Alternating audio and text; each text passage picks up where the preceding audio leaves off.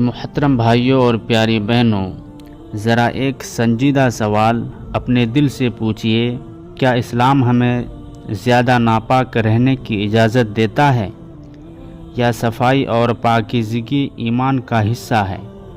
آئیے آج اسی اہم موضوع کو سمجھتے ہیں۔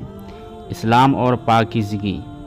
اسلام صرف نماز، روزہ اور حج کا نام نہیں، بلکہ اسلام صفائی، طہارت اور پاکیزہ زندگی کا دین ہے۔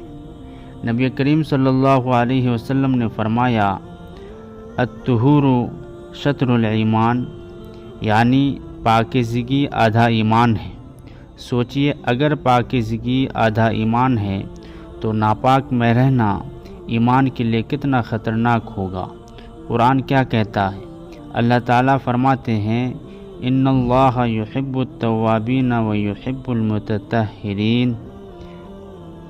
اللہ توبہ کرنے والوں سے بھی محبت کرتا ہے اور پاک رہنے والوں سے بھی محبت کرتا ہے، یعنی جو شخص جان بوجھ کر ناپاکی میں رہتا ہے وہ خود کو اللہ کی محبت سے دور کر لیتا ہے۔ زیادہ ناپاک رہنے کے نقصانات۔ میرے بھائیوں، نمبر 1، نماز قبول نہیں ہوتی۔ نمبر 2، فرشتے قریب نہیں آتے۔ نمبر 3، دل سخت ہو جاتا ہے۔ نمبر 4، گناہوں کی جرأت بڑھ جاتی ہے۔ نمبر 5، عبادت میں سستی آتی ہے۔ نبی کریم صلی اللہ علیہ وسلم نے فرمایا، پاکیزگی کے بغیر نماز قبول نہیں ہوتی۔ جان بوجھ کر ناپاک رہنا۔ اسلام یہ نہیں کہتا کہ انسان سے غلطی نہ ہو، لیکن اسلام یہ ضرور کہتا ہے کہ ناپاکی میں جان بوجھ کر رہنا گناہ ہے۔ فوراً غسل یا طہارت حاصل کرنا واجب ہے، خاص طور پر جنابت، حیض اور نفاس کے بعد۔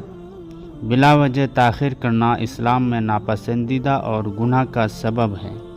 نبی کریم صلی اللہ علیہ وسلم کا عمل۔ نبی کریم صلی اللہ علیہ وسلم ہمیشہ صفائی کو پسند فرماتے تھے۔ کپڑے صاف، جسم پاک اور خوشبو کو محبوب رکھتے تھے۔ آپ صلی اللہ علیہ وسلم نے فرمایا، اللہ پاک ہے اور پاکیزگی کو پسند کرتا ہے۔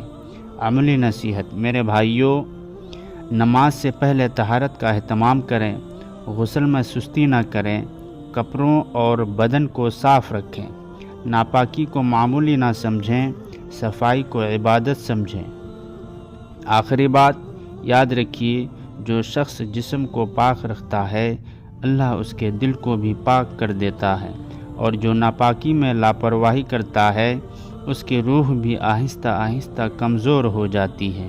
اللہ تعالی ہمیں پاکیزہ زندگی گزارنے کی توفیق عطا فرمائے۔ آمین یا رب العالمین۔